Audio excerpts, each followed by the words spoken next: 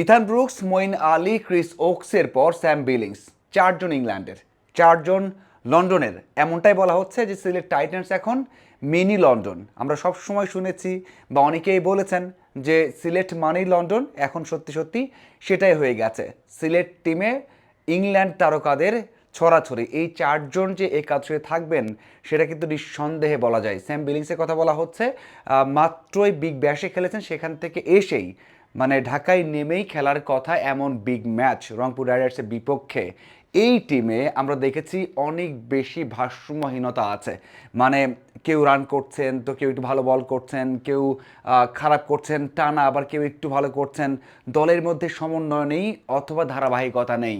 এবং সবচেয়ে বড় বিষয় হচ্ছে মিরাজের কাছ থেকে যে পারফরমেন্সটা আশা করা হয় সেটাও পাওয়া যাচ্ছে না। এক কথায় এই দলটার উপর সেই ধরনের আত্মবিশ্বাস বা ভরসা রাখা যাচ্ছে না। অন্য দুই দল মানে নোয়াখালী অথবা ঢাকা যদি এত খারাপ না করতো তাহলে সিলেট টিমের কিন্তু এই যে শেষ চারে খেলা এটাও কিন্তু অনেকটা অসম্ভব হয়ে পড়তো। যাই হোক, সেটা পার হয়ে গেছে, শেষ চারে উঠেছে। এখন লক্ষ্যটা হচ্ছে ফাইনালে ওঠা। সেই ক্ষেত্রে বড় একটা পথ পাড়ি দিতে হবে, কারণ তাদের যে অবস্থা, সবশেষ ম্যাচ খেলেছে রাজশাহীর বিপক্ষে, সেখানেও এই একই অবস্থা, মাত্র 142 রান করেছে।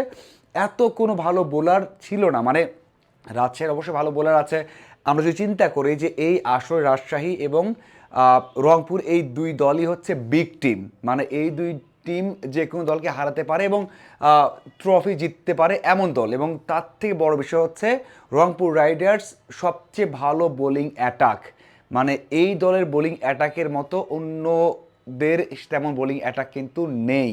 তো সেই দিক থেকে আগের যেই বোলিং অ্যাটাক ছিল রাজশাহী, তাদের এগেনস্টেই আমরা দেখেছি একমাত্র ইমন 31 বলে 40 বা 41 করেছেন, 12 বলে 27 রান করেছেন মঈন আলী। বাকি সবাই যেমন মমিনুল করেছেন 31 বলে 36, 36 বলে 31। এছাড়া বাকি সবার স্ট্রাইক রেট কিন্তু 100, 101 অথবা 95 এমন। তো এমন ব্যাটিং লাইন আপ নিয়ে রংপুরকে যে হারিয়ে দিবে এটা চিন্তা করা কঠিন। কিন্তু ওই যে বললাম শুরুতেই যে মিনি লন্ডন তৈরি হয়ে গেছে, বা এটা এখন মিনি লন্ডন, মানে সিলেট টাইটান্স এখানেই বড় ভরসা। মঈন আলী প্রত্যেকটা ম্যাচেই পারফর্ম করছেন, কখনো 4 ওভার বল করলে 16 রান দিচ্ছেন, কখনো ওই যে বল ব্যাট হাতে করছেন 12 বলে 27 রান, কখনো বল হাতে 4 ওভারে 22 রান দিয়ে 2 উইকেট। মানে এমন বোলিং অথবা ব্যাটিং কোন না কোন পারফরমেন্স করছেন। ইথান ব্রুকস শুরুর দিকে একটু ভালো করেছেন, পরে আবারও পারফরমেন্সটা ডাউন হয়ে গেছে। বাকি যে দুইটা নাম ক্রিস ওকস এবং সেম বেলিংস, এই দুইজন কিন্তু ভালো করতে পারেন, তবে চ্যালেঞ্জ আছে যে এই দুজন এসেই কি ভালো করবেন। এই দুজন কখনোই বিপিএল খেলেননি। হ্যাঁ, এসে বড় মঞ্চে ভালো করবেন, ভালো করতে পারেন সেই সামর্থ্য আছে। তারা বিশাল বিশাল মঞ্চে খেলেছেন, বড় বড় জায়গায় খেলেছেন, সেটা নিয়ে কোনো ধরনের সংশয় নেই। কিন্তু মিরপুরে খেলা, বিপিএলে খেলা এটা অন্য কিছু।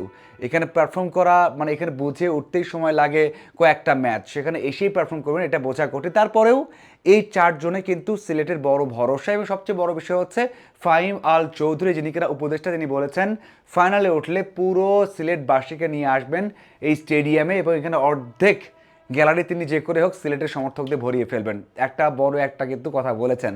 এরপর আসা যাক রংপুর রাইডার্সের কথা। রংপুর রাইডার্স দারুণ ধারাবাহিকতার মধ্যে আছে, শুরু থেকে শেষ পর্যন্ত সবাই পারফর্ম করছেন। মানে হৃদয়, সেখানে মালান, কেল মায়ার্স, এছাড়া সবশেষ ম্যাচে খেলেছেন খুশদিল শাহ, লিটন দাস, মুস্তাফিজ, অ্যালিস, নাহিদ রানা, প্রত্যেকেই কিন্তু ফর্মে রয়েছেন। যে 4 বা 5জন বিদেশি আছেন সেখানে Aqib Javed, Faheem Ashraf, Khushdil Shah, Kyle Mayers, Malan, যে কোনো 4জন খেললেও এই দলটা স্ট্রং হয়, প্রত্যেকেই ধারাবাহিকতার মধ্যে আছে। এই জন্যই বললাম এই টিমটা শিরোপা জয়ের অন্যতম দাবিদার। বোলিং ডিপার্টমেন্টে তো মুস্তাফিজ, অ্যালিস, সেখানে আকিব জাভেদ, সেখানে নাহিদ রানা, দারুণ বোলিং লাইন আপ।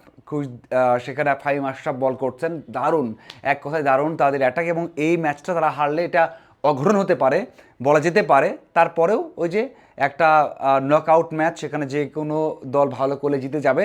তবে প্রত্যেকটা ডিপার্টমেন্টে প্রত্যেকটা মুহূর্তে এগিয়ে থাকবে রংপুর রাইডার্স, কারণ যে কোনো মুহূর্তে তারা ঘুরে দাঁড়াতে পারবে।